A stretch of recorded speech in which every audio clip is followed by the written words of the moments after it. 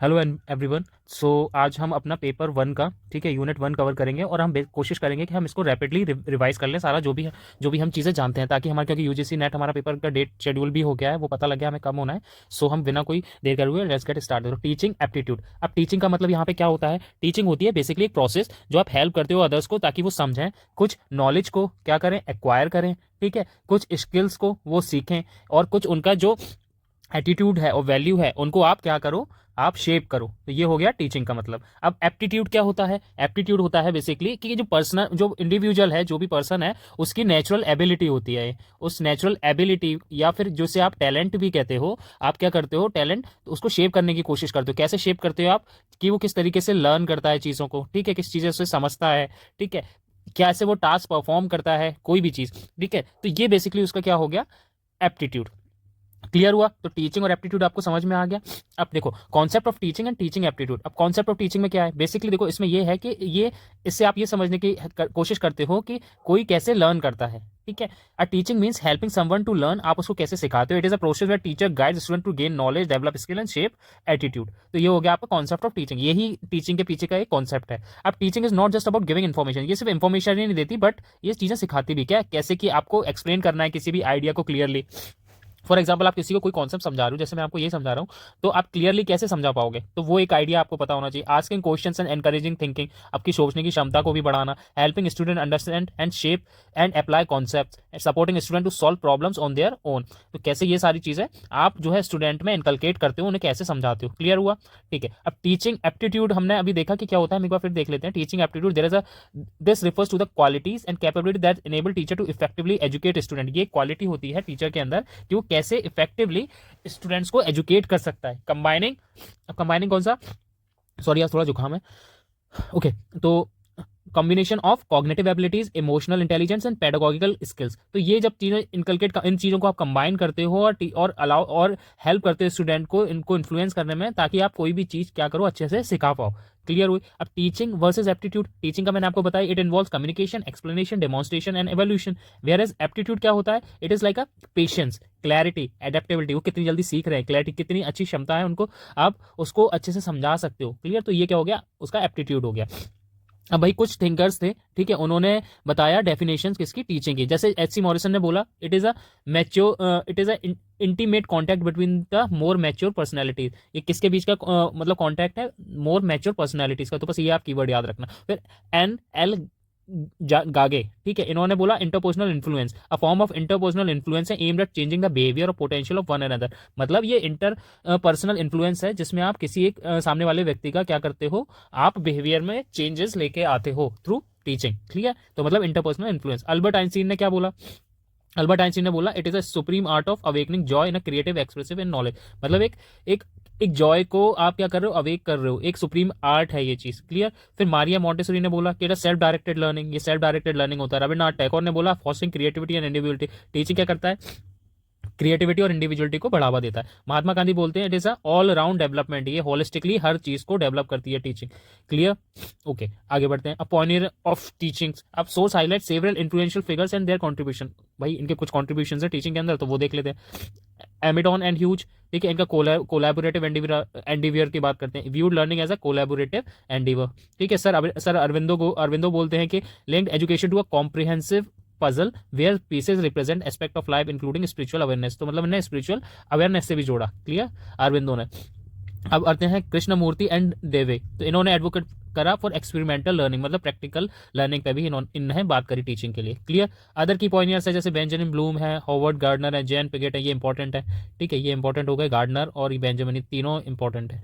तो Benjamin Bloom ने बोला ब्लूम्स टैक्सोनॉमी दिया टीचिंग के लिए। ठीक है, ये हम आगे चल के पढ़ेंगे। हॉवर्ड गार्डनर ने बोला introduce the theory of multiple intelligence, ये भी इंपॉर्टेंट है। Jean Piaget highlight children's evolutionary cognitive development stages. Cognitive मतलब मेंटल, उनकी जो भी क्षमताएं उसको विकसित करने की बात करी। Lev Vygotsky renewed for social development theory की बात करी। Zone of proximal development. Savitribai Phule ने बात करी किसकी? एजुकेशन फॉर वुमेन्स की बात करी। क्लियर हुआ? ओके, आगे बढ़ते हैं। अब मल्टीफेसेड नेचर ऑफ टीचिंग। ठीक है, अब ये क्या, teaching is not just about sharing information, but ये इन्वॉल्व क्या करती है, इंटेंशनल गाइडेंस, ट्रांसफॉर्मेटिव एंगेजमेंट, अब creative application, structured planning and systematic organisation and influential impact. कैसे? देखो इंटेंशनल गाइडेंस कैसे, कि पर्पसफुली आप किसी चीज, स्टूडेंट को कुछ चीज समझा रहे हो उनके गोल को अचीव करने के लिए। ठीक है, ट्रांसफॉर्मेटिव एंगेजमेंट क्या हो गया कि स्टूडेंट को आप कुछ एक्सपीरियंसेस से सिखा रहे हो कि आपको ये चीज़ें करनी चाहिए कि नहीं करनी चाहिए। Engaging student, meaningful and lasting experiences. Creative application, मतलब आप कुछ इनोवेटिव वे से तरीके से कुछ चीज़ आप पढ़ा रहे हो। स्ट्रक्चर्ड प्लानिंग में हो गया कि आपको भाई क्लियरली पता होना चाहिए कि क्या ऑब्जेक्टिव्स हैं और कैसे आप उस चीज़ की प्रोग्रेस करोगे और वो कैसे गोल अपना अचीव करेगा। ठीक है, फिर सिस्टमेटिक ऑर्गेनाइजेशन की बात हो गई कि ऑर्गेनाइजेशन को आप मतलब जो एफर्ट्स हैं जो भी स्टूडेंट्स के हैं, आप उसको कैसे इंश्योर कर रहे हो कि वो अपना जो डिजायर्ड आउटकम है या गोल है उसको कैसे अचीव कर रहा है। क्लियर। इन्फ्लुएंशियल इम्पैक्ट हो गया कि भाई आप किसी इन्फ्लुएंस कर रहे हो स्टूडेंट को कि उनकी वैल्यूज, जैसे आप बायोग्राफीज पढ़ा रहे हो तो आप बताते हो कि उनके कैसे जो वैल्यूज हैं, उनकी जो चॉइसेस हैं, आप कैसे उसको अपनी लाइफ में उतार सकते हो, कैसे आप उनके एक्सपीरियंसेस से सीख सकते हो। क्लियर। अब ऑब्जेक्टिव ऑफ लर्निंग क्या हो गया, देखो ये सिंपल है, क्लियरली है कि ऑब्जेक्टिव क्या हो गया भाई, एनहांस एडेप्टेबिलिटी, कि भाई वो चीज़ें अच्छी सीखें, क्रिटिकल थिंकिंग सीखें, रेशनल टेक्नोलॉजिकल स्किल्स सीखें। शेपिंग लर्निंग, कि वो कैसे ओवरऑल पर्सनैलिटी को अपना डेवलप करते हैं बियॉन्ड एकेडमिक्स, से पढ़ाई से ही नहीं, अपनी ओवरऑल लाइफ को भी, पर्सनैलिटी को कैसे इंप्रूव कर सकते हैं। सपोर्टिंग ऑल स्टेजेस कैसे हो गए, चाइल्डहुड से लेकर एडल्टहुड तक। ठीक है, चाइल्डहुड से लेकर एडल्टहुड तक कि आप उनकी हर उस परिस्थिति में आप उनकी, और या फिर हर उनके जीवन में आप उनकी हेल्प कर रहे हो। ठीक है। फिर इंस्टिलिंग वैल्यूज हो गया कि आप उनका कैरेक्टर को कैसे डेवलप करते हो। एक वो सेइंग है ना, is a character is a prime virtue.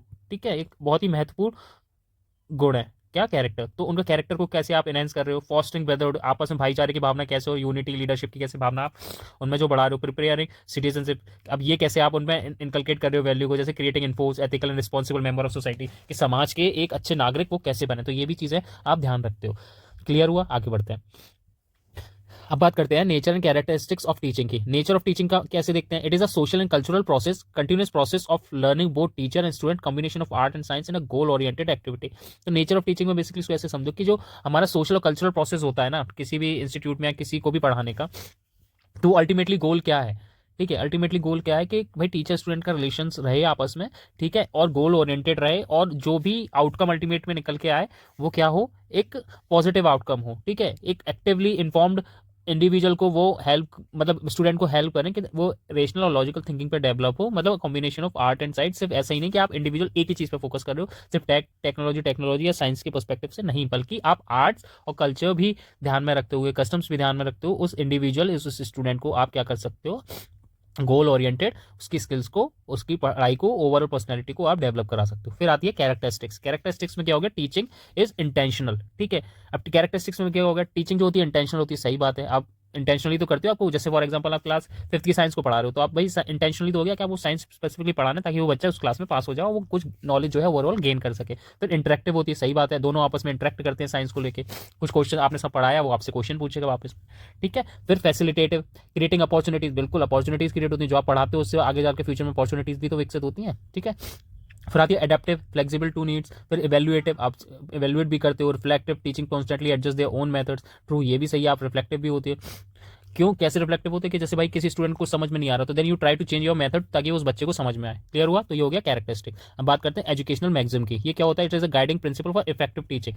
Educational maxim में क्या होता है कि कुछ हम इफेक्टिव मेथड्स देखेंगे कि कैसे जो है टीचिंग को इफेक्टिव बनाया जा सकता है। From simple to complex, start from basic concept and move toward difficult concept. तो एक तो ये हो गया नोन टू अननोन, पहले connect new information to what student already know. जैसे कोई टॉपिक स्टूडेंट को नहीं पता तो पहले आप उसको ग्लिम्स दो कि अच्छा ये देखा है आपने, इसको ऐसे समझ सकते हो। तो आप फिर उसने आप जैसे ही आपने वो कनेक्ट करा, आप धीरे से उसमें कॉन्सेप्ट ऐड कर दो। फिर सीन टू अनसीन, आप बताओ कि एक्सप्लोर करो कि हिस्ट्री में ये हुआ करता था, फिर आप उसको आगे प्रेजेंट कंटेक्स्ट में रिलेट करो। फिर आता है concrete to except, physical object से आप हाई मतलब एब्स्ट्रैक्ट थ्योरीज में लेके जाओ लाइक जियोमेट्री। ठीक है, फिर पर्टिकुलर टू जनरल, कैसे पर्टिकुलर टू जनरल, जैसे कि so specific example before introducing general rules. जैसे आप मान लो for example particular to general कैसे, जैसे कि मान लो ट्रैफिक रूल्स हैं, अब आपको बस स्टूडेंट को बताओगे गाड़ी तेज नहीं चलानी चाहिए, बट जब उसके स्पेसिफिक रूल पे आओगे तो हाँ, तो ओवर स्पीडिंग नहीं करनी चाहिए। ठीक है, ये हो गया आपको general to particular to general. फिर होल टू पार्ट कैसे, present the overall picture first and then develop into the specific detail. कि जैसे आप एक ओवरऑल पिक्चर बता दो, जैसे मैंने आपको बताया कि यूजीसी नेट का पेपर 1 हम रैपिडली कवर करेंगे, अब हम वो कर रहे हैं ना, तो क्या हो गया, पहले होल पूरा बताया मैंने आपको, फिर उसका पर्टिकुलर पार्ट को मैं समझा रहा हूँ, जिसमें अब मैं समझा रहा हूँ आपको टीचिंग एप्टीट्यूड। क्लियर। फिर साइकोलॉजिकल टू लॉजिकल, पहले आप उनको कैसे इमोशनली चीजें समझाओ, इमोशनल अंडरस्टैंडिंग बिठाओ उनके अंदर, फिर आप धीरे से उसको लॉजिकल और रेशनल थिंकिंग में डेवलप करो। फिर analysis to synthesis, other maxim हो गई independent indefinite to definite, follow nature, training of senses and encouragement to self study. तो ये कुछ गाइडिंग प्रिंसिपल्स हो गए एजुकेशनल मैक्सिमम के। अब फेजेस ऑफ टीचिंग कौन सी होती है, देखो फेजेस ऑफ टीचिंग में 3 डिस्टिंक्ट फेजेस होते हैं। पहला होता है आपका कौन सा, प्री एक्टिव प्लानिंग, दूसरा interactive implementation, post active evaluation. मतलब प्री एक्टिव प्लान में क्या होगा कि आप एक ऑब्जेक्टिव को सेट करोगे, कंटेंट देखोगे, असेसमेंट करोगे, ठीक है, उस लेसन का। फिर interactive, manage the classroom, presenting content and monitoring student progress during the lesson. फिर इवेल्युएशन करोगे उनका, ठीक है, पोस्ट एक्टिव में assess learning, reflecting on methods and adjusting future lessons. Clear हुआ? तो pre active, interactive and post active. Clear हुआ? तो हमारा बेसिकली आप ऐसे समझो इसको कि आपने कोई ऑब्जेक्टिव सेट करा अपने क्लास में कुछ लेक्चर को पढ़ाने के लिए, फिर आप कुछ मेथड देखो, क्लासरूम में आओगे, आप सेटलमेंट बिठाओगे सारा, ठीक है, कंटेंट को बताओगे, समझाओगे, एक मेथड दोगे, ठीक है, उनकी फिर आप पोस्ट एक्टिव में आप उनका एवेल्यूशन करोगे, वो क्या समझे क्या नहीं समझे, उनकी लर्निंग का असेसमेंट करोगे। तो ये हो गया phases of teaching. Effective teaching methodologies की बात करूँ तो मैं, ये कुछ की स्ट्रेटजीज हैं, ठीक है, मेथोडोलॉजीज की, वो हम देख लेते हैं। जैसे ग्रेजुअल इंडिपेंडेंट, मतलब इसका फोल्डिंग, ये बहुत इंपॉर्टेंट है, ये पूछा भी गया हुआ है इसका folding. Provide initial support and slowly reducing it as a student gain confidence. इसको फोल्डिंग में हो गया कि जो टीचर होता है ना, वो क्या करता है, वो स्टूडेंट को सपोर्ट करेगा इनिशियल स्टेज पे, ठीक है, इनिशियल स्टेज पे। अब वो क्यों सपोर्ट करेगा? ताकि वो जो स्टूडेंट है वो टास्क को अचीव करने में इंडिपेंडेंटली कैपेबल नहीं है, तो टीचर क्या करेगा, उस स्टूडेंट को सपोर्ट करेगा on the temporary support. And जो लर्नर है, जो सीख रहा है, वो क्या करेगा, वो ताकि कॉन्फिडेंस गेन कर सके और साथ ही साथ क्या कर सके, अपने जो टास्क का गोल है वो अचीव कर सके। तो इसका फोल्डिंग को आप सीधे याद रखो, टीचर जो है वो इनिशियल स्टेज पे स्टूडेंट को हेल्प करता है। क्लियर हुआ? टेम्परेरी सपोर्ट प्रोवाइड करेगा। गाइडिंग इंक्वायरी क्या हो गई? जैसे कि मतलब गाइडिंग इंक्वायरी हुई कि आपने किसी स्टूडेंट को कुछ टॉपिक बोला, अब आपने समझाया, अब आप उससे फीडबैक भी ले सकते हो, ठीक है, उससे बोल सकते हो कि आप और डीपर थिंकिंग करो, ठीक है। वेरिड अप्रोच कैसे? वेरिड अप्रोच की बात करूँ तो कैसे? Using diverse technique to cater different learning style. आप डिफरेंट वेरिड अप्रोचेस अपना सकते हो, डिफरेंट अप्रोच अपना सकते हो स्टूडेंट लर्नर को समझाने के लिए। Focus effort, prioritize instruction time and maintaining organize approach, ठीक है, आप ये चीज़ इंप्लीमेंट कर सकते हो। एक फोकस एफर्ट होना चाहिए कि आपको इतने समय काल में इतनी चीज़ को समझाना है। एक्टिव पार्टिसिपेटिंग, आप एक्टिव पार्टिसिपेटिंग कर सकते हो कि सिर्फ पैसिव नहीं होना चाहिए कि बस आप समझा रहे हो, एक्टिव पार्टिसिपेशन होना चाहिए कि स्टूडेंट्स भी उसमें अपना इन्वॉल्वमेंट दिखाए। जैसे डिस्कशंस हो गए, ठीक है, प्रोजेक्ट्स हो गए। फिर डेप्थ ओवर ब्रेथ, अब इसमें क्या है कि prioritising deep understanding of core concept over superficial coverage. तो आपको हमेशा डीप फोकस करना चाहिए रेदर देन सुपरफिशियल कवरेज में। क्लियर हुआ कि आपने सारा तो समझा दिया बट आपको इन डेप्थ अंडरस्टैंडिंग नहीं होता, आपको इन डेप्थ अंडरस्टैंडिंग पे फोकस करना चाहिए। तो ये थी हमारी कुछ इफेक्टिव टीचिंग मेथोडोलॉजी। फिर एक और हमारी इंस्पायरिंग लर्निंग, इसमें क्या होता है कि demonstrate enthusiasm to create a positive learning environment. आप किसी चीज़ से इंस्पायर भी कर सकते हो स्टूडेंट्स को या लर्नर को, ताकि वो और इफेक्टिव वे में सीख सके। अब बात करते हैं कि टीचिंग कंपिटेंसीज एंड स्किल्स। भाई टीचिंग के लिए कुछ स्किल्स भी होनी चाहिए आप पे, जैसे पर्सनैलिटी एंड एटीट्यूड रिलेटेड आप पे ये होना चाहिए, लोकस ऑफ कंट्रोल होना चाहिए, मतलब पर्टिकुलरली बिलीव करना चाहिए, पर्टिकुलरली एक एबिलिटी होनी चाहिए, ताकि आप क्या कर सको, अपने स्टूडेंट को, लर्नर को इन्फ्लुएंस कर सको और एक डिजायर्ड आउटकम को लेके आ सको, ठीक है। एसेंशियल टीचिंग स्किल्स होनी चाहिए, जैसे मेटाकोर, कम्युनिकेशन, क्लासरूम मैनेजमेंट आपको आना चाहिए, इंस्ट्रक्शनल प्लानिंग पता होनी चाहिए, असेसमेंट पता होना चाहिए। स्पेसिफिक स्किल पॉलीक्रेस्ट होता है, ठीक है, स्पेशलाइज स्किल्स होनी चाहिए, जैसे टेक्नोलॉजी का इंटीग्रेशन आना चाहिए, सब्जेक्टिव स्पेसिफिक पेडागॉगी होना चाहिए, वर्किंग विद स्पेशल नीड्स होना चाहिए। तो ये चीज़ें सारी चीज़ें आपके पास होनी चाहिए, आपकी ये कॉम्पिटेंसी होनी चाहिए, ये स्किल आपके पास होनी चाहिए। अब टीचिंग मोडेलिटीज़ की बात करते हैं। Method use to impart knowledge includes. अब टीचिंग जो मोडेलिटीज़ हैं आप उसमें बताते हो कि कुछ मेथड्स हैं जो कि आप नॉलेज को इनकलकेट या इम्पार्ट कर सकते हो किसी लर्नर में। Training, developing specific skills over short period, induction training होनी चाहिए। Development, a long term process of continuous learning and professional growth. Instruction, organize and plan sharing of structural knowledge. Indoctrination, persuasive form of teaching aimed at instilling strong belief और value. तो ये कुछ teaching की modalities हैं। Clear हुआ? देखो एक बार और मैं समझा देता हूँ। टीचिंग मॉडलिटीज़ में क्या होता है कि ये बेसिकली डिफरेंट मेथड्स हैं, ठीक है, जिससे क्या होता है, मेथड्स कह लो या आप इसको अप्रोच कह लो, ठीक है, बात एक ही है। अब ये किस लिए होती है कि आपकी जो टीचिंग है और जो लर्निंग है, ठीक है, इनके डिफरेंट मोड्स होते हैं कि आप इसको कैसे कर सकते हो। तो इसमें ट्रेनिंग कर सकते हो, आप डेवलप कर सकते हो, इंस्ट्रक्शन है, इंडोक्ट्राइन है। फिर और भी होती है, जैसे फेस टू फेस हो गया, ठीक है, फेस टू फेस हो गया, क्लासरूम टीचिंग हो गई, ऑनलाइन ई लर्निंग हो गई, ठीक है, ब्लेंडेड लर्निंग हो गई, ठीक है, self paced specific skill training के थ्रू हो गई, डेवलपमेंट उनके जो कंटिन्यूस लर्निंग प्रोसेस हो गया लॉन्ग टर्म प्रोसेस में। तो ये सारी चीज़ें इसमें इंक्लूड होती हैं। इंस्ट्रक्शंस भी आप सर्टेन प्लान कर सकते हो इसके अंदर कि भाई ऐसे ऐसे चलना है, एक हम इस तरीके से हमारा फ्लो रहेगा, हम ऐसे पढ़ाएंगे। तो ये सारी क्या है, एक मॉडलिटीज़ हो गई, मेथड हो गया, एक मोड हो गया, ताकि आप क्या कर सको, आप स्टूडेंट को पढ़ा सको, ठीक है। आगे बढ़ते हैं। फिर लेवल ऑफ टीचिंग। अब लेवल ऑफ टीचिंग हमारी 3 टाइप की होती है। कौन सी? MLT, ULT and RLT। MLT, ULT and RLT हमारी लेवल ऑफ टीचिंग है, जिसमें ये 3 लेवल ऑफ टीचिंग है, जिसमें हम आइडेंटिफाई करते हैं किसके टीचिंग एंड लर्निंग लेवल्स के। क्लियर? आगे बढ़ते हैं। तो पहला हमारा कौन सा है? मेमोरी लेवल ऑफ टीचिंग, जिसमें जिनके जो प्रोपाउंडर थे वो हर्बर्ट थे, ठीक है। ये फोकस करते हैं rote learning, memorisation of fact and thoughtful of teaching. अब इसका साइकोलॉजिकल बेसिस की बात करूँ, it aimed at startup pre operational level who can not yet handle abstract concept. तो इसमें क्या होगा, इसको जो प्रोपाउंड करा था वो हर्बर्ट ने करा था, और इसमें इन्होंने बताया कि भाई जो एमएलटी मेमोरी लेवल टीचिंग में क्या होता है कि आप एब्स्ट्रैक्ट आइडिया को नहीं समझ सकते हो, आप सिर्फ रोट लर्निंग करोगे, आप सिर्फ रट्टाफिकेशन करोगे। ठीक है, कैसे रट्टाफिकेशन करोगे, आप बार बार उसे बोलोगे। ठीक है, उस जो फैक्ट है उसको आप मेमोराइज करने की कोशिश करोगे। ठीक है, उसके साथ कोई भी अंडरस्टैंडिंग नहीं जुड़ी होती है, तो वो होता है आपका एमएलटी मेमोरी लेवल टीचिंग में, जिसमें साइकोलॉजिकल बेसिस होता है, इनिशियल स्टेज पे होता है। फिर होता है अंडरस्टैंडिंग लेवल ऑफ टीचिंग। अब इसको नाम से समझ में आ रहा होगा अंडरस्टैंडिंग, तो इसमें आप समझने की कोशिश करते हो, ये कॉन्सेप्ट दिया था मॉरिसन ने, grasping meaning, seeing relationship and developing intellectual behaviour. तो ये आप अंडरस्टैंडिंग करके समझोगे। इसमें इंक्लूड 5 स्टेप्स, में 5 स्टेप इंक्लूड हैं, exploration, presentation, assimilation, organization and recitation. फिर रिफ्लेक्टिव लेवल ऑफ टीचिंग में क्या होता है, थर्ड, इसमें इसके प्रोपोनेंट थे हंट। ये फोकस करते हैं प्रॉब्लम सॉल्विंग पे, क्रिटिकल थिंकिंग, इंट्रोस्पेक्ट करने में, इन डेप्थ एनालिसिस करने में। तो ये सारी चीज़ें क्या हो गई, रिफ्लेक्टिव टीचिंग। ठीक है, फिर स्ट्रक्चर, हंट गिव 5 स्टेप्स, इन्होंने भी 5 स्टेप्स दिए, क्या होता है, creating a problematic solution, formulation hypothesis, verifying time, collecting data, testing hypothesis. तो समझ में आपको आ गया होगा नाम से ही, एमएलटी मेमोरी लेवल जिसमें रोट लर्निंग चलेगा, फिर यूएलटी जिसमें आप अंडरस्टैंडिंग करोगे, एंड रिफ्लेक्टिव लर्निंग टेक्नोलॉजी इसमें आप क्या करोगे, आप समझने की कोशिश करोगे और इन डेप्थ क्रिटिकल अंडरस्टैंडिंग बैठाओगे। क्लियर हुआ। फिर मेटाकॉग्निशन। अब मेटाकॉग्निशन में क्या होता है, thinking about thinking, the awareness and regulation of one's own thoughts progress, it involve 3 stages, planning, monitoring and evolution. तो मेटा कॉग्निटिव में क्या होता है कि आप जो सोच रहे हो उस पर भी आप सोचते हो। ठीक है, तो वो होती है मेटाकॉग्निटिव। इसमें क्या होता है, आप और जागरूक होते हो और इन डेप्थ पे जाते हो और रेगुलेट करते हो अपने खुद के थॉट्स को, कि मैं जो सोच रहा हूँ मैं क्यों सोच रहा हूँ, ऐसा मैं किस लिए सोच रहा हूँ। ठीक है, अब उसमें 3 स्टेप्स होती हैं, planning, steer goals and selecting strategies, tracking progress and identified difficulties, evolution, determining goal whether achieved and identified area for improvement. तो मतलब आप कुछ चीज़ सोच रहे हो, ठीक है, या पढ़ा रहे हो, तो उसमें आपने फिर उस पर सोचोगे कि मैं सही पढ़ा रहा हूँ कि नहीं पढ़ा रहा। ठीक है, मैंने जो जिस लिए वो चीज़ कर रहा हूँ उसका ओरिएंटेशन गोल पूरा होगा कि नहीं होगा, नहीं होगा तो क्यों नहीं होगा। तो आप प्लान करोगे, उसको मॉनिटर करोगे, ठीक है, कि ये चीज़ सही चल रही है, फिर आप इवेल्युएट करोगे, फिर आप उसमें देखोगे उससे मेरे को डिजायर्ड आउटकम मिल पाएगा या नहीं मिल पाएगा। अगर नहीं मिल पाएगा तो फिर उसके लिए मैं क्या करूँगा, उसके लिए मैं एक इंप्रूवमेंट प्रोसेस लेके आऊँगा, उसमें चीज़ों को इंप्रूव करूँगा। फिर कुछ टीचिंग मॉडल्स होते हैं। अब टीचिंग मॉडल्स कौन से हो गए, पैडागॉगी, ये इंपॉर्टेंट है, ये आप पता रहना चाहिए आपको ये चीज़। Pedagogy level level 1, andragogy level level 2 and heutagogy level 3, 3 level होगा। अब इसके जो पैडागॉगी के थे इसके जॉन फ्रेडरिक हर्बर्ट थे। ठीक है, इनको इन्होंने बताया था, इनके प्रोपोनेंट थे। फिर एक इस कंटेक्स्ट में traditional approach for children, teaching led with student as passive recipient. मतलब पैडागॉगी में सिर्फ हो गया कि एक पैसिव रेसिपिएंट हो गए। ठीक है, इसमें होता क्या है कि सिर्फ आप पढ़ा रहे हो और सामने वाला सुन रहा है, तो ये पैसिव स्टैंडर्ड होगा, ट्रेडिशनल अप्रोच होगी।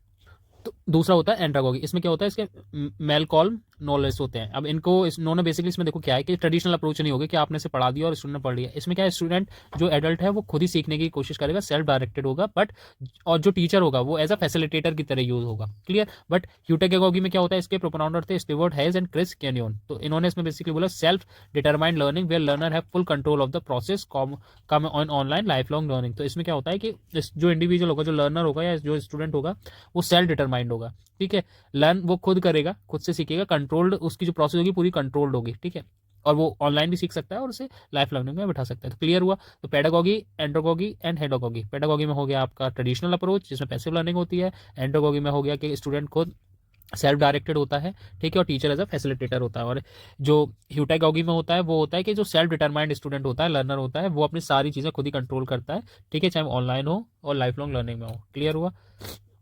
ओके, अब बात करते हैं हम लर्निंग की। तो लर्निंग में देखो बेसिकली क्या है, लर्निंग का मतलब होता है सिंपल और process of assimilation of knowledge. मतलब आप कुछ चीज़ सीखने की एसिमुलेट करते हो, आप नॉलेज को क्या करते हो, एक्वायर करते हो। ठीक है, अब ये बेसिकली कैसे भी हो सकता है, ये इंडिविजुअल बेसिस पे भी हो सकता है, मतलब सेल्फ कंट्रोल हो सकता है, और टीचर भी आपको वो बता सकता है। तो मतलब टीचर और लर्नर के बेसिस पे, मतलब process of assimilation of knowledge resulting through interaction between the teacher और लर्नर।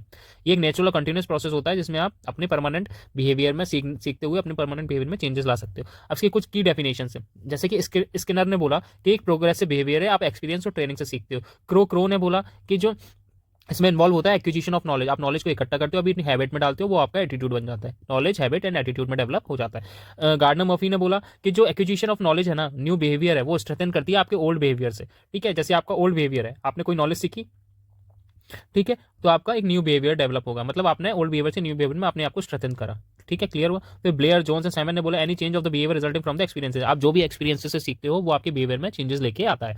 अब बात करते हैं कैरेक्टरिस्टिक्स ऑफ लर्निंग। अब कैरेक्टरिस्टिक्स ऑफ लर्निंग कैसे हो गई, देखो ये काफी मल्टीफेसेटेड होती है प्रोसेस, इसमें बहुत सारी जो है आपकी ट्रेड्स इन्वॉल्व होती हैं। जैसे कि होलिस्टिक, आप कोई चीज की नॉलेज गेन करते हो, आप कोई चीज सीखने की कोशिश करते हो तो आप उसे होलिस्टिक वे में देखते हो, आप उसके इमोशनल थॉट्स से देखते हो, इमोशनल देखते हो, फिजिकल एक्शन देखते हो, मतलब आप उसको 360 डिग्री कवर करने की कोशिश करते हो। फिर प्लान होता है और अनप्लान होता है। प्लान में क्या होता है कि आपको पता है कि मेरे को प्रोसेस से जाना है। अनप्लान में क्या होता है, रैंडमली आप कोई भी चीज सीखते हो और आपको अल्टीमेटली गोल पता नहीं होता कि आपको कहाँ पहुंचना, बस आप सीख लेते हो। फिर एक्टिव एंड पैसिव में क्या होता है, पैसिव में क्या होता है कि आप बस किसी चीज को सीख रहे हो, उसका प्रैक्टिकली इन्वॉल्वमेंट नहीं दिखा रहे हो। एक्टिव में क्या होता है, आप उसको प्रैक्टिकली भी कर रहे हो और उसको आप समझ रहे हो, साथ में उसका प्रैक्टिकल इंप्लीमेंटेशन भी कर रहे हो। तो एक्टिव एंड पैसिव में हो गया। Self directed, creative and transfer में हो गया, इसमें आप इंडिपेंडेंट होते हो, ठीक है, इनोवेट होते हो, खुद ही कुछ चीज सीखने की चीज कोशिश करते हो एक इनोवेटिव वे में। प्रोसेस एंड आउटकम का मतलब हो गया कि आप कोई भी चीज सीख रहे हो, उसका प्रोसेस जो है, जो जर्नी है, आप उसको उसकी नॉलेज में वहां पे वो नॉलेज एक्वायर कर रहे हो और फाइनल अपने डेस्टिनेशन तक, फाइनल अपने आउटकम तक पहुंचने की कोशिश कर रहे हो। Incremental and triggered by experience, इसमें कैसे होता है, ये जो आपकी एग्जिस्टिंग नॉलेज होती है ना, उसी के ऊपर आप और एग्जिस्टिंग नॉलेज सीखते हो। एंड उससे क्या होता है कि आप सक्सेस और फेलियर के बारे में नहीं सोचते, ठीक है, आप एक्सपीरियंसेस सीखते हो। जैसे कि आपने कोई एक चीज सीखी, स्किल सीखी, उसमें आपने और इन डेप्थ में अंडरस्टैंडिंग अपनी आपकी बिठाई, ठीक है, और सीखा उस पर आपने।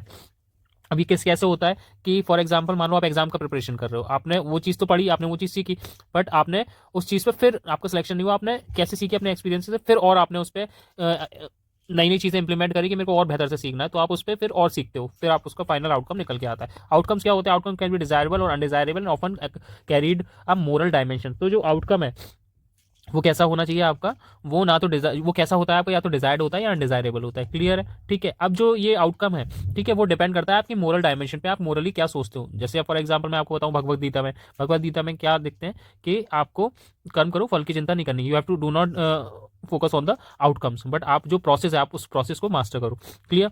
फिर होता है डायमेंशंस ऑफ लर्निंग। अब डायमेंशंस ऑफ लर्निंग की मैं बताऊं आपको तो 5 फंडामेंटल लेवल्स में होता है, knowledge, skill, attitude, values and habits. Basically इसमें 3 इंपॉर्टेंट होती है, नॉलेज, स्किल एंड एटीट्यूड। तो ये डायमेंशंस ऑफ लर्निंग होती है, नॉलेज एक्वायर करो, स्किल करो, और वो अपने एटीट्यूड में आपके आ जाएगी। जैसे एनहेंस नॉलेज, अब जो भी नॉलेज है आप उसको एनालाइज करोगे, कनेक्ट करोगे उस इन्फॉर्मेशन को, डिफरेंट डिफरेंट इन्फॉर्मेशन को, और एक डीप अंडरस्टैंडिंग बनाओगे, फिर उसको प्रैक्टिकल स्किल्स में लेके आओगे। जैसे उस स्किल को आप 3 स्टेजेस में कर सकते हो, इनिशियल लर्निंग, एप्लीकेशन एंड उसकी मास्टरी। मतलब कोई भी आपने XYZ टॉपिक लिया, उसको आपने इनिशियल स्टेज पर उसको समझा, कॉग्निटिव स्टेज में दिमाग में बिठाई वो चीज़ है, फिर उसका आप एप्लीकेशन करोगे, ठीक है, फिर उसके बाद आप उस पर मास्टरी करोगे, वो आपकी ऑटोमेटेड स्टेज में आ जाएगी। फिर होता है आपका शेपिंग एटीट्यूड। जब ये तीनों चीज़ें ऊपर की दोनों हो जाती है, आपने नॉलेज गेन कर लिया, आपने उस पर प्रैक्टिकल नॉलेज भी गेन कर ली, मतलब स्किल डेवलप कर लिया, तो आप फिर आप उससे क्या होता है, आपके एटीट्यूड में चेंजेस आते हैं। कैसे चेंजेस आते हैं कि जब आपने उसमें मास्टरी कर ली तो आपकी कॉग्निटिव थिंकिंग डेवलप हो जाती है, इमोशनल फीलिंग्स, बिहेवियरल एक्शंस में वो सारी चीज़ें रिफ्लेक्ट होने लगती हैं, क्लियर हुआ। आगे बढ़ते हैं। प्रिंसिपल ऑफ लर्निंग क्या होता है, प्रिंसिपल ऑफ लर्निंग में देखो, इसमें बेसिकली कुछ प्रिंसिपल्स होते हैं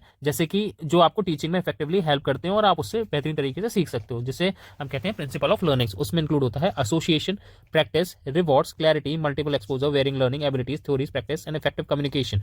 अब जो प्रिंसिपल ऑफ लर्निंग में क्या होगा, जैसे कि मानो आप रिवॉर्ड्स की बात कर रहे हो, अगर आपने मानो मैंने कहता हूँ आपसे कि आपने ये जो टीचिंग एप्टीट्यूड है बहुत ही अच्छी तरीके से पढ़ा, तो मैं आपको कुछ रिवॉर्ड प्रोवाइड करूंगा, तो और आपका एंगेजमेंट जो ऑफ लर्निंग कैसा होगा, वो डेवलप हो जाएगा, ठीक है। फिर आप डिस्कशन से उसको अच्छी तरीके से सीख सकते हो, आप रिवॉर्ड के माध्यम से सीख सकते हो, आप कॉन्सेप्ट क्लैरिटी उसकी अच्छी होगी तो आप सीख सकते हो, एक इफेक्टिव वे ऑफ कम्युनिकेशन होगा, कम्युनिकेशन अच्छा होगा तो आप उसको अच्छे से सीख सकते हो। तो ये हो गया आपका प्रिंसिपल ऑफ लर्निंग। तो जब आप भी लर्निंग करोगे तो ये सारी चीज़ें आपको ध्यान रखनी पड़ती हैं और इसके ही आधार पे आप क्या करते हो, एक बेहतरीन लर्निंग कर सकते हो। फिर type of learners and their learning preferences. अब टाइप ऑफ लर्नर्स कैसे हो गए, तो learners are categorize based on how they process information and interact with their own environment. अब कैसे लर्नर्स कैसे होते हैं, लर्नर्स एनवायरमेंट प्रेफरेंसेस पे होते हैं, जैसे इंडिपेंडेंट लर्नर हो गए, फील्ड डिपेंडेंट लर्नर हो गए, ठीक है। जिसको अब जो इंडिपेंडेंट लर्नर हो गए उनको मिनिमल गाइडेंस चाहिए होता है और वो सेल्फ पेस टास्क पे अपना जो है या पढ़ते रहते हैं। जैसे फॉर एग्जाम्पल किसी को कोचिंग की जरूरत नहीं है, वो खुद से ही पढ़ लेता है, ठीक है, तो वो क्या हो गया, independent learner. Field dependent learner हो गया कि वो सोशल थ्राइव, सोसाइटी में रह के सीखेंगे, अपने कोलैबोरेटिव एनवायरमेंट में जो आपके आसपास के एनवायरमेंट है उससे सीखेंगे। अल्टीमेटली फोकस करते हैं बिग पिक्चर पे, क्लियर है, ये फील्ड डिपेंडेंट होते हैं। फिर responsive, speed and accuracy, quick decision makers होते हैं, कुछ होते हैं केयरफुल प्लानर्स होते हैं जिन्हें हम रिफ्लेक्टिव भी कहते हैं।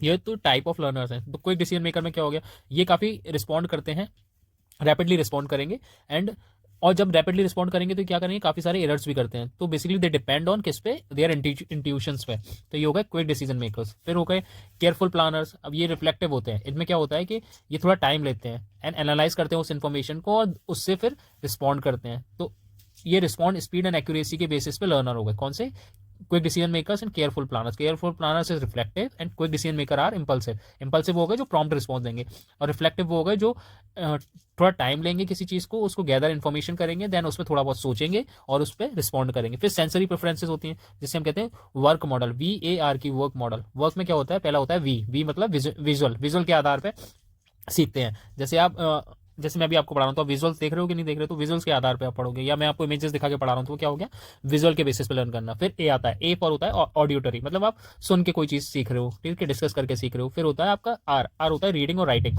अब इसमें आप लिख लिख के पढ़ रहे हो और राइट करके पढ़ रहे हो। फिर होता है के होता है कैनेस्थेटिक। कैनेस्थेटिक में होता है कि आप जो भी चीज़ पढ़ रहे हो उसकी आप हैंड ऑन एक्टिविटीज़ कर रहे हो, आप उसको फिजिकल चीज़ों में भी इंप्लीमेंट करके देख रहे हो, प्रैक्टिकल करके देख रहे हो। तो ये हो गया आपके सेंसरी प्रेफरेंसेस, मतलब आँख कान नाक, ठीक है, और प्रैक्टिकली आप जो भी कर रहे हो, ठीक है। तो ये हो गया आपके वर्क मॉडल। फिर होता है आपका thinking style and learning approaches, आप कैसे सोचते हैं और आपकी उस सोच से ही आप कैसे सीखते हो, कैसे आप चीज़ों को लर्न कर सकते हो। तो रिफ्लेक्टिव मैंने आपको बताया, रिफ्लेक्टिव होता है कि आप पे जो भी नॉलेज आप सीखने की कोशिश कर रहे हो, आप उस पर विचार करते हो, इंट्रोस्पेक्ट करते हो उस चीज़ पे, आप नए नए आइडियाज जनरेट करते हो, फिर आप उससे सीखते हो। क्रिएटिव थिंकिंग में हो गया आप इनोवेटिव हो गया, आप इमेजिन करोगे, अनकन्वेंशनल हो गया, आप ट्रेडिशनल वे में नहीं चलोगे। प्रैक्टिकल थिंकिंग में हो गया जो भी आप सीख रहे हो उसका रियल वर्ल्ड एप्लीकेशन करोगे, क्लियर है। फिर कॉन्सेप्चुअल थिंकिंग में हो गया कि आप एनालिसिस करोगे किसी स्पेसिफिक चीज़ का, जिसकी भी आप लर्न करने की कोशिश कर रहे हो, थ्योरी ड्रिवन होगा, ठीक है। पहले आप थ्योरी सीखोगे, उस पर एनालिसिस करोगे, फिर उसके डीपर प्रिंसिपल को सीख करने की कोशिश करोगे, फिर उसका एब्स्ट्रैक्ट फ्रेमवर्क बनाओगे, उससे आप क्या करोगे, कॉन्सेप्चुअल थिंकर्स कहते हैं। फिर लिसनिंग स्किल्स होती हैं। लिसनिंग स्किल्स ही होती है, एक तो होता है लिसनिंग स्किल्स में, एक आप एक्टिव लर्नर हो गए, क्या भाई क्या कर रहे हो, आप बहुत अटेंशन से अंडरस्टैंड कर रहे हो, सुनने की कोशिश, सुन रहे हो किसी चीज़ को। एम्पैथेटिक हो गया कि आप जो सामने वाला बोल रहा है उसकी जगह पे अपने आप रख के देख रहे हो और उस चीज़ को समझने की कोशिश कर रहे हो। फिर होता है इवेल्यूएटिव, क्रिटिकल लिसनिंग। क्रिटिकल लिसनिंग में क्या होता है कि सामने वाला कुछ भी बोल रहा है तो आप उस चीज़ को एनालाइज कर रहे हो, असेस कर रहे हो, किस चीज़ को, इन्फॉर्मेशन को, और उसको लॉजिक और रेशनल थॉट से उसकी क्या कर रहे हो, उसको ग्रेस कर रहे हो। फिर एप्रिशिएटिव लर्निंग। एप्रिशिएटिव लर्निंग होती है कि आप किसी enjoyment, focus on enjoyment and aesthetic appreciation ले रहे हो, ठीक है। जैसे कि आप किसी, जैसे कोई आप साउंड है, ठीक है, मैसेजेस आपको आते हैं तो आप क्या कर रहे हो, उस चीज़ को अप्रिशिएट वे में ले रहे हो, ठीक है, अप्रिशिएशन के थ्रू उसको समझने की कोशिश कर रहे हो। अब कुछ लर्निंग डिसऑर्डर्स होते हैं। लर्निंग डिसऑर्डर्स कैसे होते हैं, जैसे कि मान लो बहुत लोग जल्दी से समझ नहीं पाते, ठीक है, उनकी कंडीशंस ऐसी होती हैं कि वो सीख नहीं पाते, जैसे ADHD, अटेंशन हाइपर एक्टिव। फिर होता है डिसकैलकुलिया, जैसे कि जो मैथ्स होती है उनको मैथ्स जल्दी समझ में नहीं आती, तो उनको जो बीमारी कहते हैं उसको कहते हैं डिसकैलकुलिया। कैलकुलस से आप इसको याद रख सकते हो, कैलकुलिया। फिर होता है डिस्ग्राफिया। डिस्ग्राफिया में बेसिकली राइटिंग वाला होता है। फिर होता है डिसलेक्सिया, जिसमें आप पढ़ नहीं सकते हो, रीडिंग वाला हिसाब होता है। फिर डिसफेसिया या उसे एफेसिया भी कहते हैं, जिसमें लैंग्वेज प्रोसेसिंग वाला इशू होता है, क्लियर। तो ADHD अटेंशन, इसको आप ऐसे याद रख सकते हो। डिसकैलकुलिया को आप कैलकुलस से याद रख सकते हो, मैथ्स वाला इशू है। डिसग्राफिया ग्राफ से याद रख सकते हो कि राइटिंग है। डिसलेक्सिया हो गया रीडिंग का, ठीक है, और डिसफेसिया हो गया वो लैंग्वेज से हो गया, क्लियर हुआ। फिर characteristics of adolescent and adult learners. अब कुछ कैरेक्टरिस्टिक्स हैं जो बच्चे हैं और एडल्ट लर्नर है उनका। जो एडल्ट लर्नर हैं 10 से 18 साल के, transition toward independence, they move from concrete to abstract thinking and seeking personal identity, peer validation. तो जो लर्नर्स हो गए हमारे एडोलेसेंस वाले, उसमें क्या होता है, वो इंडिपेंडेंस की तरफ जाते हैं। उनको इनिशियल स्टेज में आप कॉन्क्रीट से एब्स्ट्रैक्ट थिंकिंग की तरफ बढ़ते हो, मतलब आप बेसिकली एक सिंपल थॉट्स प्रोसेस से इनिशियल स्टेज पे उनकी हेल्प करते हो, फिर वो क्या करते हैं, एब्स्ट्रैक्ट थिंकिंग में जाते हैं। फिर जब डीपर अंडरस्टैंडिंग, उनको पीयर ग्रुप से वैलिडेशन भी चाहिए होता है कि हाँ भाई इसको आता है, क्लियर। फिर एडल्ट लर्नर होते हैं, ये काफ़ी इनफ मैच्योर होते हैं, ये ऑटोनॉमस होते हैं, गोल ओरिएंटेड होते हैं। बट एडोलेसेंट में ऐसा नहीं होता, they are not goal oriented, but they use to try to inculcate the thing rather than goal oriented. But adult learners में क्या होता है, ये गोल ओरिएंटेड होंगे, प्रैक्टिकल होंगे और ऑटोनॉमस होंगे, तो ये खुद से ही सीखने की कोशिश करते हैं, क्लियर। आगे बढ़ते हैं। फिर थ्योरीज ऑफ लर्निंग। अब थ्योरीज ऑफ लर्निंग में ये इंपॉर्टेंट है, इसमें से आपके कई बार क्वेश्चंस आते हैं, तो उसको हम एक एक करके देखते हैं। तो पहला आता है ब्लूम्स टैक्सोनॉमी। अब ब्लूम्स टैक्सोनॉमी में क्या होता है, इसमें 3 तरीके से आपकी क्या है, जो लर्निंग की थ्योरी कॉन्सेप्ट्स हैं उसको क्या करा गया है, सेग्रीगेट करा गया है 3 डोमेन्स में। पहला कॉग्निटिव, फिर साइकोमोटर फिजिकल, एंड फिर अफेक्टिव इमोशनल। तो ब्लूम्स टैक्सोनॉमी में आप इसको याद ऐसे रख सकते हो, CPA। तो cognitive, psychomotor and affective. Cognitive में क्या होता है, आप अपने मेंटल कंस्ट्रक्ट से आप चीज़ों को याद करने की कोशिश करते हो, अंडर समझने की कोशिश कर सकते हो, एनालाइज करने की कोशिश करते हो, एवेल्यूएट करते हो, ठीक है। साइकोमोटर में क्या होता है, आपकी जो परसेप्शंस हैं, सेट है, गाइडेड रिस्पॉन्सेज है, मैकेनिज्म है, वो एक फिजिकल वे में आपको देखने को मिलती हैं, आप उसको फिजिकली रिस्पॉन्स करते हो, क्लियर। फिर होता है आपका affective emotional, receiving, responding, valuing, organising and characterising. ये आप इमोशनल होके क्या करते हो, चीज़ें सीखने की कोशिश करते हो। इमोशनल इसमें ज़्यादा डोमिनेट पार्ट करता है, इमोशनल वाला, क्लियर हुआ। तो साइकोमोटर फिजिकल चीज़ें से, cognitive thinking and effective emotional. फिर गैगने एंड ब्रिज मॉडल, इसमें क्या होता है, ये 5 कैटेगरीज होती हैं इसमें, ये 5 कैटेगरीज पे फोकस करता है जो लर्नर की, वो होता है intellectual skills, cognitive strategies, verbal information, motor skills, attitude. और ये सारी जो होती हैं, जो ये लेवल्स हैं, वो सिस्टमेटिक इंस्ट्रक्शंस होते हैं किसके, लर्निंग के। फिर आता है एक्सपेरिमेंटल लर्निंग थ्योरी, ये कॉल्ब ने दी थी। इसमें क्या होता है, emphasize learning through a 4 stage cycle, इसमें 4 स्टेज साइकिल से आप लर्न करने की कोशिश करते हो या सीखने की प्रयास करते हो, जैसे कहते हैं कॉन्क्रीट एक्सपीरियंसेस, आप एक्सपीरियंस से सीखते हो, रिफ्लेक्टिव ऑब्जर्वेशन से सीखते हो, कॉन्सेप्चुअलाइजेशन करते हो उस चीज़ को, और एक्टिव एक्सपेरिमेंट करते हो। तो इसमें क्या हो गया कि आप एक्सपीरियंस करोगे, ऑब्जर्व करोगे, कॉन्सेप्चुअलाइज करोगे और एक्सपेरिमेंट करोगे लेटर स्टेज पे। फिर कॉग्निटिव डेवलपमेंट थ्योरी, कॉग्निटिव ये इंपॉर्टेंट है, वेरी इंपॉर्टेंट है कॉग्निटिव डेवलपमेंट थ्योरी, सीडीटी, ये पिगैट ने दी थी। इसमें क्या होता है कि जो चिल्ड्रन होता है वो अपनी डेवलप थिंकिंग करता है 4 स्टेज से। जैसे सेंसरी मोटर 0 से 2 साल का होगा तो वो सेंसर से सीखेगा, प्री ऑपरेशनल में 2 से 7 होगा, फिर कॉन्क्रीट ऑपरेशनल 7 से 11 होगा, फॉर्मल ऑपरेशन होगा 11+ ईयर से। तो ये 4 स्टेजेस उन्होंने दी थी। फिर होता है व्योकस्टॉक थ्योरी, ये रशियन के थे, रशियन थिंकर थे, ठीक है। इन्होंने बताया कि highlight the role of the social interaction and zone of proximally development well learner is supported through scaffolding. Scaffolding अभी मैंने आपको बताया था, ये क्या होता है कि आप इनिशियल स्टेज पे जो टीचर होता है स्टूडेंट को हेल्प करता है, क्लियर। तो ये हो गया, ये रोल बेसिकली सोशल इंटरेक्शन से लोग सीखते हैं। And zone of proximal development, तो ये याद रखना, अब ये कीवर्ड है जोन ऑफ प्रॉक्सिमल डेवलपमेंट, जहाँ पे लर्निंग क्या है वो स्कैफोल्डिंग से थ्रू सपोर्ट करी जाती है। स्कैफोल्डिंग मैंने बताया था कि इनिशियल स्टेज पे स्टूडेंट की हेल्प करते हो, आप कोई भी चीज़ सीखने की कोशिश करते हो। फिर आता है आपका कोऑपरेटिव लर्निंग। कोऑपरेटिव लर्निंग होता है जहाँ पे आप collaboration, emphasis collaboration to achieve common goal through positive interdependence and individual accountability. इसमें हो गया कि आप कोऑपरेशन लेते हो एक दूसरे का और अपने जो डिजायर्ड आउटकम है, आपका जो कॉमन गोल है, वहाँ पे आप पहुँचने की कोशिश करते हो। फिर होता है बिहेवियर लर्निंग थ्योरी। अब इसमें क्या होता है कि focus on environmental stimuli and responsive shape learning through operational conditioning, Skinner, classical conditioning, Pavlov and theoretical law of learning. इसमें क्या होता है, इसमें आप सीखते हो बिहेवियर लर्निंग में, आप उसको ऐसे समझो कि ये हमारी basically psychological and educational theory होती है, ठीक है, जहाँ पे आप सीखते हो आपके बिहेवियर को चेंज करा जाता है, चेंज इन बिहेवियर। अब ये बिहेवियर कैसे चेंज करा जाएगा, थ्रू एक्सपीरियंसेस। आप सीखते हो, एक्सपीरियंसेस सीखते हो और प्रैक्टिस से सीखते हो, क्लियर। तो आपके बिहेवियर में चेंज आता है, क्लियर, आपको इतना क्लियर हो गया। तो फिर अब इनके कुछ सिंगर थे, जैसे कि मैंने अभी आपको नाम बताया, ऑपरेशनल कंडीशनिंग, ये किसने दिया, स्किनर ने। स्किनर का पूरा नाम था BF स्किनर, ठीक है। इन्होंने ऑपरेशनल कंडीशनिंग के नाम दिया। इसमें क्या होता है कि आपको या तो रीइंफोर्स करके सिखाया जाएगा या आपको पनिशमेंट देके सिखाया जाएगा, ठीक है। फिर होता है क्लासनिंग कंडीशनिंग, ये पेवलॉव ने दी। क्लासनिंग कंडीशनिंग में होता है कि आप एसोसिएशन के थ्रू सीखते हो, एक दूसरे के एसोसिएट होते हो फिर सीखते हो। फिर होता है आपका ये लॉ ऑफ लर्निंग, कौन सा, थ्रॉन्डिकिन्स लॉ ऑफ लर्निंग। इसमें क्या होता है कि जो आपका बिहेवियर होता है, आप एनवायरमेंट और चीज़ों से इन्फ्लुएंस होकर चीज़ों को सीखते हो। फिर होता है social learning theory by Bandura's. अब ये क्या है, suggest to learn by observing others through attention, retention, reproduction and motivation. तो आप इन सब चीज़ों से सोशल लर्निंग थ्योरी में सीखते हो। देखो सोशल जहाँ आ गया तो वहाँ आप कैसे सीखोगे, आप ऑब्जर्व करोगे, अटेंशन दोगे, रिटेंशन रखोगे, मोटिवेट रहोगे, क्लियर, और रिप्रोडक्शन, ये आपको पता हो गई होंगी सारी चीज़ें। फिर बात आती है मल्टी इंटेलिजेंस थ्योरी की, मल्टीपल इंटेलिजेंस थ्योरी। ये क्या होता है, गार्डनर ने प्रपोज करी थी। इन्होंने बोला कि that intelligence is not a single ability but a consist of multiple types including linguistic, logical, math, spatial, musical, ये सारी चीज़ें इससे क्या है इन्फ्लुएंस होती है। देखो मल्टीपल इंटेलिजेंस थ्योरी मतलब इंटेलिजेंस में मल्टीपल थ्योरीज हैं। तो मल्टीपल थ्योरीज कौन सी हो गई, सिर्फ आपका एबिलिटी ऑफ किसका, लॉजिकल का नहीं है, सिर्फ आपको लिंग्विस्टिक भाषा भी अच्छे से पता होनी चाहिए, आपको लॉजिकल मैथमेटिक होना चाहिए, spatial, musical, bodily kinesthetic, interpersonal, intrapersonal, naturalistic and existential, इन सब चीज़ों का भी क्या होना चाहिए, पता होना चाहिए, क्लियर। तभी आप क्या कर सकते हो, ये सीखो। उन्होंने बोला मल्टी इंटेलिजेंस थ्योरी।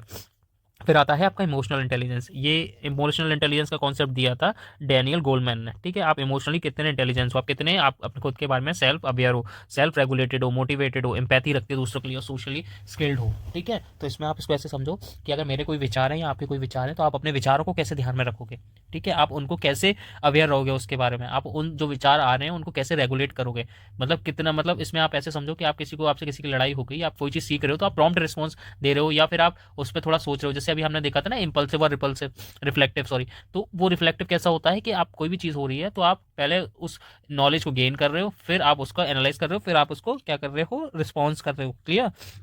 अब आता है मैस्लो नीड हायरार्की। अब मैस्लो नीड हायरार्की बहुत ही इंपॉर्टेंट है। इसमें बेसिकली क्या है कि ऐसे समझो इसको, एक पिरामिड है, ठीक है। आप इसको समझो, मैस्लोस नीड हायरार्की मतलब नीड की बात करें, जो भी आपकी ज़रूरत है। तो अगर मैंने फॉर एग्जांपल ये पिरामिड क्रिएट करा तो आपकी जैसी जैसी नीड होंगी ना उसके आधार पे आपकी लर्निंग्स डेवलप होती जाएंगी। बेसिकली एक साइकोलॉजिकल थ्योरी है, साइकोलॉजिकल थ्योरी, ठीक है। अब इसमें होता क्या है कि जो ह्यूमन का मोटिवेशन है वो डिपेंड करता है उसकी नीड्स पे, ठीक है, उसी के आधार पे वो चीज़ें सीखता है। जैसे भी लोअर लेवल नीड्स होंगी आपकी, ठीक है, ये होगी मान लो लोअर लेवल नीड्स और ये होगी हायर लेवल नीड्स। अब जैसे ही आपकी लोअर लेवल नीड्स को जो है मतलब क्या होंगी, वो जो लोअर लेवल नीड्स होंगी वो आपकी जैसे ही फुलफिल हो जाएंगी, आप हायर लेवल नीड्स की तरफ बढ़ोगे, तो वैसे वैसे आपकी लर्निंग्स भी वैसी हो जाएंगी। जैसे आप पहले काम करते हो कि हम देखते हैं कि साइकोलॉजिकल नीड हमारी बेसिक क्या है, कि हम जीवन में सिर्फ सर्वाइव कर रहे हैं, तो हमारी बेसिक नीड्स कौन सी हो गई वहाँ पे, रोटी कपड़ा मकान, फूड शेल्टर वाटर, है ना, स्लीप। ठीक है, जब आपकी ये चीज़ नीड फुलफिल हो जाती है तो फिर आप और थोड़ा फिर और चीज़ों के बारे में सोचते हो, आप और अच्छी तरीके से लर्न करने की कोशिश करते हो। फिर आती है आपकी सेफ्टी नीड, जैसे मेरे को स्टेबिलिटी मिलनी चाहिए, ठीक है, मेरे को सिक्योरिटी मिलनी चाहिए, मेरे को प्रोटेक्शन होनी चाहिए, ठीक है, ये सारी चीज़ें क्या हो गई, फिर आप एक स्टेप अहेड पढ़ते हो, फिर आते हो आप और ऊपर जाओगे, अच्छा मेरी बेसिक नीड फुलफिल हो गई, मेरी सेफ्टी नीड फुलफिल हो गई, ठीक है, अब आप आते हो कि बिलोंगिंग और लव के ऊपर, मेरी ये वाली रिलेशनशिप वाली नीड पूरी होनी चाहिए, फ्रेंडशिप फैमिली सोशल कनेक्शंस मेरे फुलफिल होने चाहिए। फिर आप और ऊपर बढ़ते हो, फिर होती है आपकी एस्टीम नीड्स, कौन सी, esteem needs, love and belonging वाली हो गई, उसके बाद आपकी आती है एस्टीम नीड्स। एस्टीम नीड्स कैसे हो गई, जैसे मेरे को रिस्पेक्ट मिलनी चाहिए समाज में, रिकॉग्निशन मिलना चाहिए, अचीवमेंट मिलना चाहिए, मेरे को सेल्फ कॉन्फिडेंस होना चाहिए, ठीक है, तो ये सारी चीज़ें मेरी एस्टीम्स वाली नीड हो गई। तो आप देख रहे हो आपकी बिलोंगिंगनेस लर्निंग की फेस कैसे ग्राफ बढ़ता जा रहा है। फिर आता है आपका सेल्फ एक्चुअलाइजेशन।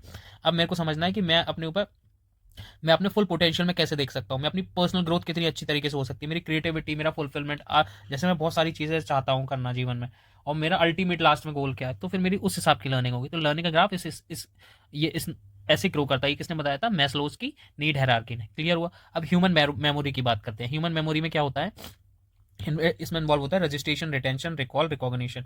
अब सही बात है, आप कोई चीज़ याद करोगे तो उसको रजिस्टर पहले करोगे, फिर उसको रिटेन ध्यान रखने की कोशिश करोगे, फिर उसको रिकॉल करोगे बार बार, फिर वो आपको रिकॉग्नाइज हो जाएगा। क्लियर। ऐसे ही तो याद रखते हो। अगर मैं आपको ये टॉपिक पढ़ा रहा हूँ तो आप इसको कैसे करोगे, मैंने नोट्स दे दिया, मतलब रजिस्ट्रेशन हो गया, फिर आप उसको रिटेन रखोगे दिमाग में। कैसे, अच्छा ये चीज़ थी, मैस्लो नीड हायरार्की ऐसे ऐसे थी, ठीक है। अब उसको आप फिर 5-10 मिनट बाद या एक दिन बाद रिकॉल करोगे, अच्छा यार ये बताओ मैस्लो नीड हायरार्की क्या थी, आप उसको सोचोगे। और यही तरीका होता है याद करने का भी। मैंने आपको इनिशियल लेक्चर्स में बताया था कि सबसे पढ़ने का बेस्ट तरीका है आप उस कॉन्सेप्ट को पढ़ लो, एक छोटे से नोट्स बना लो, जो मैंने शॉर्ट नोट्स बताए थे, ठीक है, क्विक रिवीजन नोट्स। उसको आप बस कीवर्ड्स लिखो और रिकॉल करो कि अच्छा ये चीज़ है। तो जैसे रिकॉल करोगे, बार बार रिकॉल करोगे, तो उसे कहते हैं एक्टिव लर्निंग। जैसे ही आप रिकॉल करोगे आपको याद नहीं आएगा, आप दोबारा देखोगे, फिर आपको फिर उसको रिकॉल करोगे, तो क्या हो गया, रिवीजन भी हो रहा है। क्लियर हुआ। तो ऐसे ही रिकॉग्नाइज करोगे। यही ह्यूमन मेमोरी का टेंडेंसी होती है, ऐसे ही याद करा जाता है। फिर सेंसरी मेमोरी आ गई, very brief sort of sensory information. आप सेंसेस से बहुत ही ब्रीफ मेमोरी शॉर्ट टर्म के लिए सीख सकते हो, वो याद रख सकते हो। Short term stem, short term and working memory, temporary storage for active processing, active processing temporary memory. तो लॉन्ग टर्म मेमोरी के लिए आपको declarative, explicitly fact and experiences के through, and non declarative, implicative and implicit and skill habitats होती हैं। तो इसमें आप इसको ऐसे समझो कि जो हमारी लॉन्ग टर्म होगी ना, वो काफ़ी एक्सपीरियंस्ड और फैक्ट के एनालिसिस पे आप उसको याद रख सकते हो, ठीक है। और साथ ही साथ नॉन डिक्लेरेटिव जो होती हैं वो इम्प्लिसिट और स्किल पे हैबिट्स में होती हैं। क्लियर। फिर individual differences and factor effective teaching. अब इंडिविजुअल के डिफरेंसेस पे कैसे, जो इंडिविजुअल डिफरेंसेस है, learner vary due to heredity, age, sex and environment and education. तो इंडिविजुअल डिफरेंसेस हो गए। Factor affecting teaching. अब कौन कौन से फैक्टर हैं जो अफेक्ट करते हैं टीचिंग को, देखो यार सिंपल सी बात है कि मास्टरी स्किल्स अगर आपने नहीं करी तो वो फैक्टर अफेक्ट करेगा, ठीक है। टीचिंग रिलेटेड, लर्नर रिलेटेड हो गया कि कॉग्निटिव एबिलिटी आपकी सही नहीं, मोटिवेटेड नहीं है, तो वो भी आपकी टीचिंग को कहीं ना कहीं हैम्पर करेगा। सपोर्ट मटेरियल्स, अगर इंस्ट्रक्चर फैसिलिटीज़ ये सारी चीज़ें प्रॉपर अवेलेबल नहीं है, लर्निंग एनवायरमेंट आपका सही नहीं है, तो ये सारी चीज़ें आपकी टीचिंग्स की पे इम्पैक्ट करेगा। क्लियर हुआ। So this is all about for teaching aptitude. ये अभी एक पार्ट कंप्लीट हुआ है, अभी इसके 2 चैप्टर और बाकी हैं, ठीक है, जिसमें कि teaching support system and evolution है, ये भी हम कवर कर लेंगे पार्ट 2 में। So guys have a nice day and best of luck for your exam. Keep learning.